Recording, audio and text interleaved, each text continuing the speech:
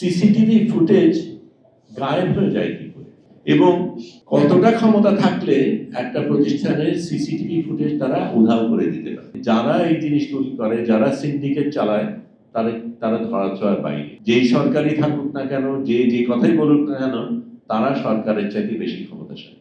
সরকারি অফিসের ভেতরে আক্রমণ হয়েছে, এটার তাৎপর্য আমাদের বুঝতে হবে, এবং এটা যদি হতে পারে তাহলে দেশটা কোথায় এবং দেশ কে চালাচ্ছে, কিভাবে চালাচ্ছে, সেই প্রশ্নগুলি করতে হবে। রাজনীতিবিদরা নির্বাচিত হওয়ার আগে এবং নির্বাচিত হওয়ার পরে ভিন্ন রূপ ধারণ করে। কাজে যদিও তিনি সেটা বলেছেন, সেটা সত্যিকার অর্থে করবেন কিনা সেটা বোঝার উপায় ছিল না। তখন তিনি সফট পাওয়ারের কথা বলেন, সংস্কৃতি কত গুরুত্বপূর্ণ মনে বলেন, এটার অর্থনৈতিক ক্ষেত্রে এটার কতটা তাৎপর্য রয়েছে সেগুলির কথা বলেন, এবং আমরা সত্যিকার অর্থে বাংলাদেশকে যদি বলিষ্ঠ করে দাঁড় করাতে চাই তাহলে শিল্পীদের কতটা প্রয়োজন সেই কথাগুলি উনি বলেন। উনি প্রধানমন্ত্রী হয়েছেন, নির্বাচিত হয়েছেন, ওনাকে অভিনন্দন। হওয়ার পরেও উনি কিন্তু এই কথাগুলি বলেছেন।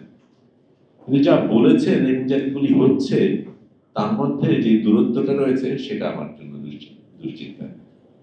কারণ তখন তার ক্ষমতা ছিল না, তিনি হয়তো চেষ্টা করেছেন, আসলেই হয়তো চেষ্টা করেছেন, পারেননি, প্রবাসী ছিলেন, তার দলের উপর কতটা নিয়ন্ত্রণ ছিল জানি না। এখন তুমি প্রধানমন্ত্রী, দলের উপর প্রভাব তো অবশ্যই থাকার কথা, দেশের উপরও প্রভাব থাকার কথা, নিরাপত্তা বাহিনীর উপর প্রভাব থাকার কথা। এত সব বলার পরে, তার এই উদ্দেশ্য থাকার পরে প্রকাশ্যে এই জিনিসগুলিকে উনি সমর্থন করেন বলার পরে এই জিনিসগুলি হতে পারে কি করে, সেখানে তো আমার প্রশ্ন আসে। একজনের সাসপেনশন একটা উত্তর না, এবং সেখানে মামলা না নেওয়ার কোনো সুযোগ নেই। সেটা যদি হয়, এই জায়গায় আমাদের এসে এই প্রেস কনফারেন্স করতে হচ্ছে কেন, সেটা আমার প্রশ্ন করা দরকার। কারণ যেটা সরকার জানে, যেটা পুলিশ জানে, যেখানে এই সিসিটিভি ফুটেজ রয়েছে, সেই সিসিটিভি ফুটেজের অবশ্য কি হয়েছে সেটা নিয়ে আলাদা ব্যাপার, কিন্তু ছবি তো রয়েছে। যেখানে প্রকাশ্যে এই জিনিসগুলি হচ্ছে সেখানে তাদেরকে ধরা এত কঠিন কি করে, এবং তাদের ক্ষেত্রে সরকার নির্বিকার কেন, সেই প্রশ্নগুলি আমাদের করতে হবে। কারণ এই চর্চা যদি চলে তাহলে সত্যিকার অর্থে আমরা জেনেই নেব যে যারা এই জিনিসগুলি করে, যারা সিন্ডিকেট চালায়, তারা ধরাছোঁয়ার বাইরে। যেই সরকারই থাকুক না কেন, যে কথাই বলুক না কেন, তারা সরকারের চাইতে বেশি ক্ষমতাশালী। কেন ক্ষমতাশালী সেটা বুঝতে হবে, এবং রেজা লেনিন সেটার কিছুটা ধারণা দিলে।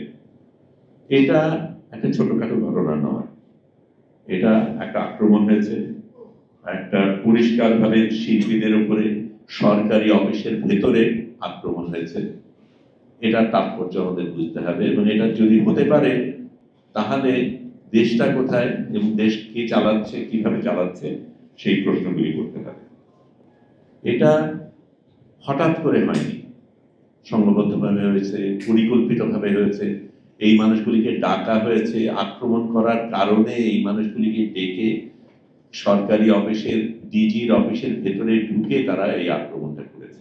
সিসিটিভি ফুটেজ গায়েব হয়ে যায় কি করে, এবং সিসিটিভি ফুটেজ যদি গায়েব হয়ে যায় তাহলে সেটার ক্ষেত্রে কিন্তু খুব পরিষ্কার নীতিমালা রয়েছে, আইন রয়েছে, এবং সেটার ক্ষেত্রে যারা যারা দায়ী তাদের ক্ষেত্রে কি করণীয় সেই জিনিসটা হওয়ার কথা ছিল। সেগুলি একটা হয়েছে বলে আমার মনে হয় না, এবং সেটা নিয়ে ডিজি মহোদয় কোনো প্রশ্ন করেছেন কিনা সেটা আমি জানি না, মন্ত্রণালয় থেকে সেই প্রশ্ন এসছে কিনা, তদন্ত হয়েছে কিনা সেটা আমি জানি না।